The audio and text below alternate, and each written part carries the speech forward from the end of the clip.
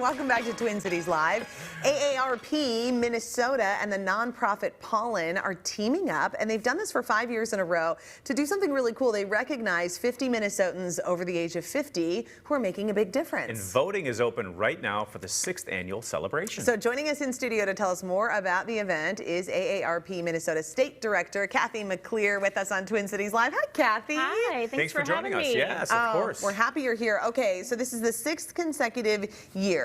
Tell people what we want to be thinking about when it comes to the categories of nominees so that they can start to, percolate, get people in their mind. Yeah, absolutely. So really what we're trying to do with this effort is to change the perceptions about aging, right? There's lists for 20 under 20, 30 under 30, 40 under 40. Well, we think that your possibilities should not be limited by your age, and that there are a ton of Minnesotans who are making a huge difference in their communities, and they're over the age of 50. They're over the age of 60 or 70. 50's the new 30, lady. Yeah. I mean, it really Tell me about it. It's not that old. No, it's just amazing, and it is incredible. I think it gives so much hope to think that you can find your passion, you can make an impact, you can make a difference at any age. It is such a big shift from like when I was a kid and we did if you turned 40, you had like an over-the-hill party with tombstones. No. We got to 40. change that We're perception. done. We're done with that perception about aging, because these are people who are blazing new trails. They are being innovative. They are strengthening their communities through what they're doing and making such a difference. And it's time to honor them, and it's time to recognize those accomplishments and those achievements. So who do you take nominations from? Just anybody? We will take nominations from anyone, and so we're really looking at people who are disruptors, so people who are shaking things up, movers and shakers,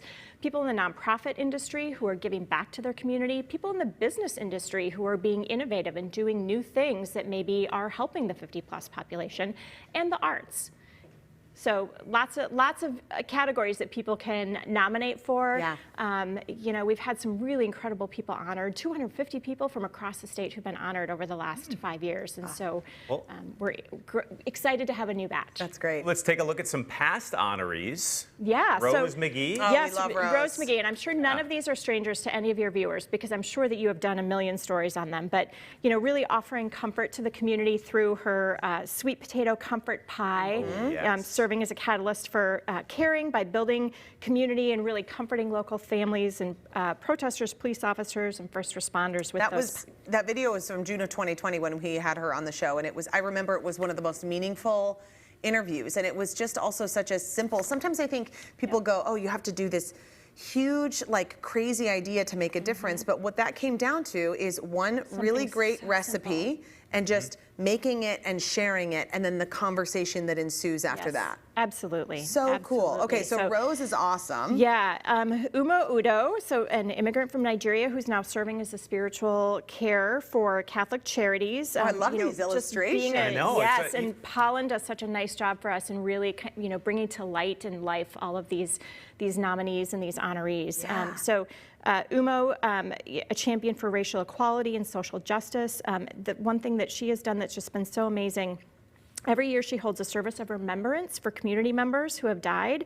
So it's for people who have been experiencing homelessness, and when they die in a shelter, making sure that those individuals are honored, remembered, and have dignity. That's so important. Okay, that's amazing. Yeah. Tell us about Jacqueline Milton. What's Jacqueline up to? Yeah, so she's planting seeds of hope in St. Paul by promoting literacy and diversity and really trying to disrupt that whole perception of the school to prison pipeline.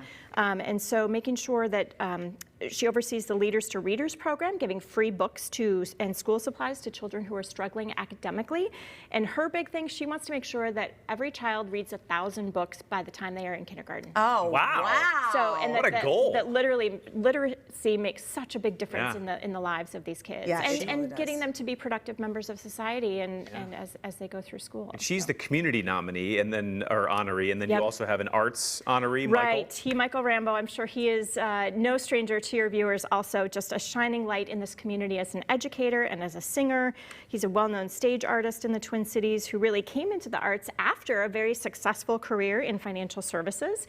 He overcame a battle with addiction and even some homelessness, and now is passing on that love of the arts and singing to a whole new generation and inspiring those individuals. And this is a gentleman who has sung the national anthem for Presidents Obama and Carter, yet he feels that his most treasured moments are those spent teaching tomorrow's minds. Oh, wow, that's really great. So those are examples of past nominees who are just doing really, really cool things. Yes. So you want people to think about those that are surrounding them in their community and then nominate. Absolutely. Nominate. You can do that at 50over50mn.org.